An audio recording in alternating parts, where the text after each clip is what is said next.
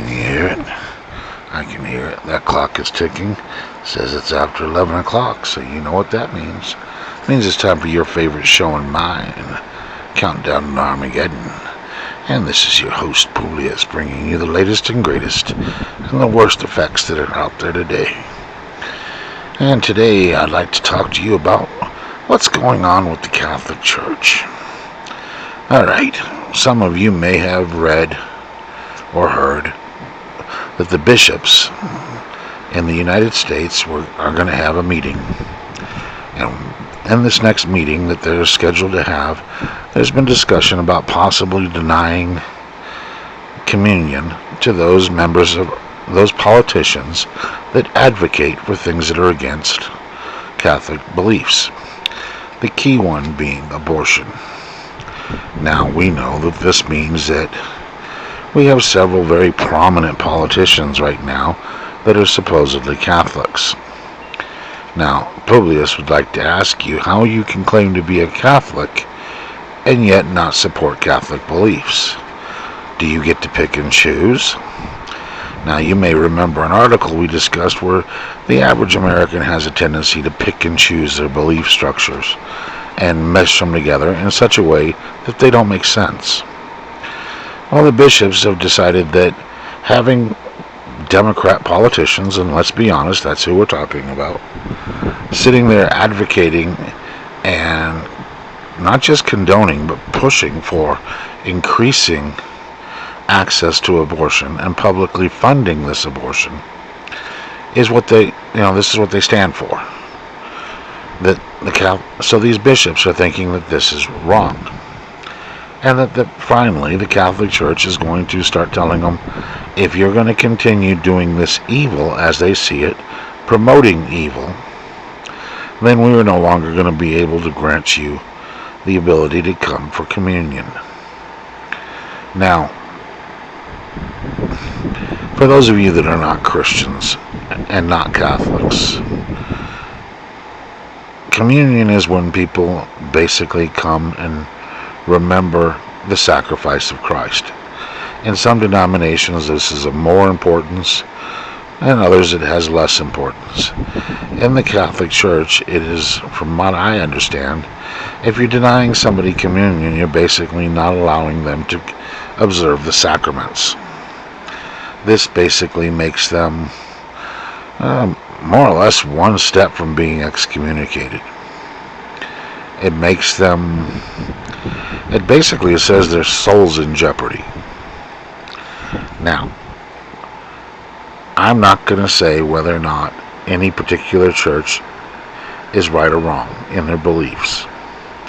What I am going to say is that if you have a set of beliefs, you should stand by them. You should not have your beliefs cave or alter just to appease the masses. That's not a belief structure. That's going whichever way the wind blows. Now, the bishops have been, the word that the bishops that might be doing this has leaked out and has caused a little bit of an uproar in some circles. But in other circles, people are saying, well, it's about time, because the idea is, how can you be Catholic and yet support the opposite? How can you go against your own beliefs? And yet, look at the imagery. Here you have President Biden, supposedly a Catholic, brags about going to Catholic church and going to Mass and being a good Catholic, and yet he vocally and consistently pushes for abortion. This, whether the Catholic Church likes it or not, is sending a very mixed message. By the church not taking a stand, they're basically condoning his actions. And you can soft pedal it, and that's what a lot of people have done over the past. Well, we don't agree with him, but we're not going to do anything about it. Well, that's not adhering to your beliefs. So as the bishops were getting ready to go have their meeting, which they hold every year, it's not something special, this time, though, they're getting prepared to take a stand. And what do we hear? We hear that there's a letter that has come from Rome, basically telling the bishops to be careful about this. to publicly alienate certain members of the Catholic Church might cause a split or a division and would be counterproductive. Basically, Rome is saying, I don't know about this. I know it's what we believe, but we don't want to hurt people's feelings, and we don't want to be divided, and we don't want to cause trouble. We need to go along to get along. Now, many people, when Francis became Pope, worried about this type of attitude out of the Catholic Church. As Pope, Francis is seen to be progressive, that he's the one that is possibly going to bring homosexuality into the church, allow gays into the church, and basically make the church a lot more progressive and more modern. Now, in some ways, he has breached the subject a little bit, but so far he hasn't actually contradicted actual Catholic dogma. It's come close. The problem you have here is you're starting to send multiple messages. You send the message that you believe that abortion is evil, and promoting abortion and trying to encourage people to increase access to this is evil. If something is evil, should not the church take a stand against it? But yet, that's the other side. Well, we don't want to hurt anybody's feelings. We want to be more inclusive. Basically, the bishops are being told, be careful. We'd rather be wishy-washy. We don't want to hurt somebody's feelings. And there are two key U.S. politicians that are really going to have to worry about what the bishops do. Joseph Biden being the second Catholic to ever hold the presidency, and Nancy Pelosi. Now, Nancy has made an issue about the fact that she's a Catholic, but yet doesn't support Catholic views. So, it comes down to this. What are you going to stand for? Is the Catholic Church going to stand for what they believe? Or are they going to cave and just become a whatever church? Now, other churches in the past have altered their views.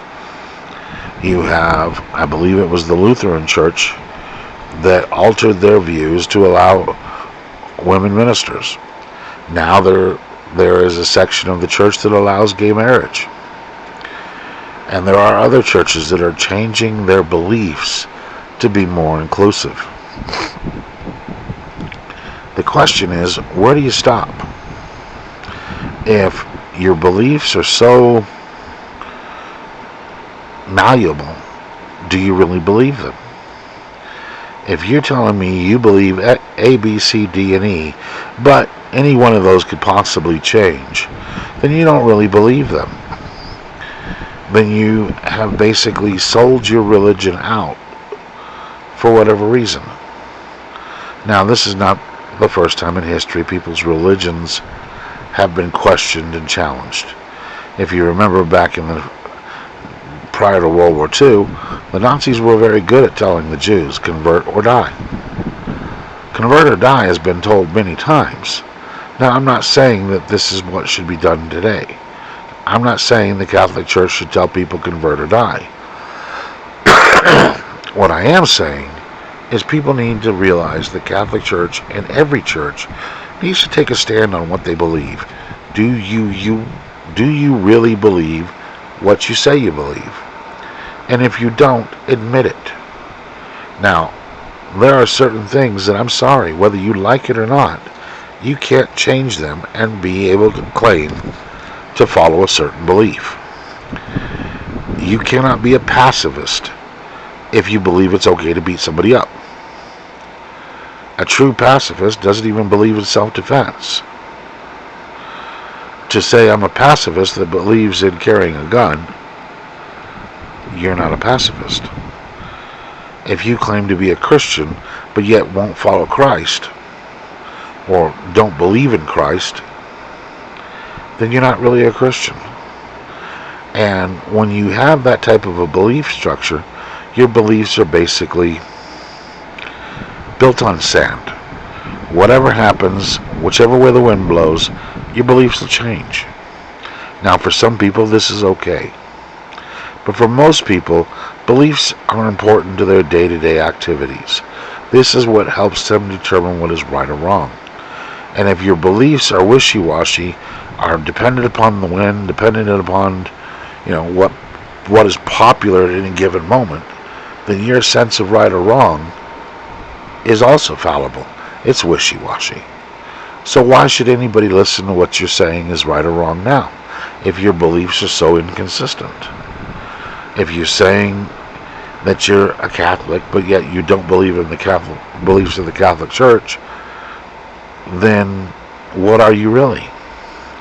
And will, 4 years down the line, will you change this?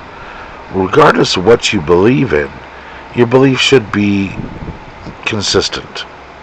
Otherwise, it's easy to question them. Why should I believe somebody whose beliefs can be changed so easily? If you think right and wrong is dependent upon what the masses say, now you got problems. Remember, the masses at one time told us that it's okay to have slaves. Slavery was perfectly moral and throughout most of the world, throughout most of history. It is only a modern concept that says that slavery is wrong.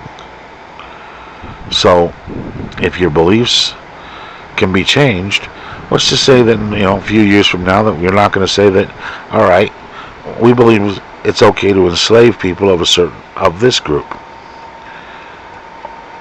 You see, when you start allowing the masses to decide, the masses tend to make mistakes. The masses believe in stupid stuff. The masses believe whatever they're pushed to believe, whatever they're conditioned to believe. And they're also easily swayed. That's why if you go back all the way back to the writings of Plato and the stories of Socrates, you'll see that one of the most feared forms of government is democracy. Why? Because democracies tend to be majority rule, and they tend to be swayed by demagogues. Some sweet-talking person comes out, sways the masses, and now you have tyranny. Now, what does this mean to you and me? I'm not a Catholic. Publius will tell you right now, he's not a Catholic. But what I am seeing is one of the largest religious organizations in the world. It seems to be unable to decide whether they really believe their beliefs or not. They refuse to hold their people accountable and refuse to require the people that claim to be a member support their beliefs. This heads us down that path of wishy-washiness, so that later we'll wonder what the Catholics say, whatever. Regardless of what they say, is that for right now, or is that until the masses change their mind? When your beliefs are based on the masses, your beliefs don't matter, because the masses change. We see that all the time in this country. The will of the people tends to be on a pendulum, and it swings between extreme liberal to extreme conservative, back and forth, so that if you accept the liberal viewpoint today, in the future the conservatives might be ahead, because the masses don't have a solid grounding. Now, I'll be honest, I'm worried about the state of this, because as more and more churches cave, it isn't going to be a case of a more inclusive society. No, that's not what the outcome's going to be. It's going to be a less moral society. And I'm not saying that by allowing homosexuals to get married or allowing abortion, you're making the world more immoral. I'm saying these are symptoms. And what happens when your major belief structures are undermined is the idea of what is moral and what is good becomes irrelevant. It becomes too plastic. It becomes too changeable. And then things that are blatantly immoral become acceptable. Now, I know some of you are out there saying, hey, Publius, isn't that the slippery slope theory? Yeah, it is. But you know what? History shows that this slope is true. As society has become more diverse and more inclusive and more accepting of other people's beliefs, the division between right and wrong becomes murkier and more gray. We now have people advocating for mutilating children physically in order to conform to an idea of that could be very well a passing idea. We're letting children decide what gender they are. I mean, I'm sorry, but that's something that they should have to wait. If you can't, we can't, I mean, society says a child can't decide who they're going to marry. A child can't sign a contract. A child can't do any of these things, but a child can decide their gender and have an operation to alter them. This is insane. Why? I mean, if you accept the idea that gender is fluid and malleable and changeable, and it depends on what you feel, then you've got to admit that this should only apply to adults. Not having surgery for children would be the wise thing to do, because the child doesn't know. One day he may feel this way, the next day she may feel that way. You don't know. We know scientifically that children's brains have not fully developed, and you're going to let somebody who has an undeveloped brain make a life-changing decision? Well, when you do, don't call it moral. You're advocating for an immoral act. A child cannot decide any more than a child can decide to marry someone. It's beyond thought, and the science doesn't back you. Many things that we saw in our society that we used to feel were immoral are now being questionable. The idea of pedophilia is being questioned. Is this right or is this wrong? How can there be any debate on this? There's a debate because we've lost our grounding in morality. And as more and more things lose their grounding and more people lose the grounding in morality, the more questionable things will become. Soon, there will be no way for us to tell what is moral and what is immoral, what is good, what is bad. It'll all be based on what seems most popular at any given moment. And that truly will be the end of society as we know it. Because how can you tell what society is going to say is right or wrong? We don't know. Look at cancel culture. Cancel culture can't decide what to cancel. They cancel everything. And when that becomes the way our beliefs work, we're screwed. So, although the Catholic Church is just a symptom of the disease, it's a big symptom. And if they do cave and allow known members to openly work against their belief structure, then the Catholic Church is on the beginning of seeing the beginning of its own end. It won't mean anything. Being a Catholic won't mean anything. And the idea of good and bad, those won't mean anything either. Now, I don't know about you, but Publius, I'll tell you right now, I know right or wrong. This is wrong. This has been your countdown to Armageddon. I hope you've enjoyed today's show. Hope at least makes you think. If it does make you think, doesn't make you think, whatever it does, hit that like button, hit that share button. Don't forget to subscribe. Hit your notifications. I am shooting for 6 episodes a week. I'm going to do my best to get them out for you. So I'm hoping you'll see them all. BitChute episodes will start being uploaded on a daily basis, so just hang in there.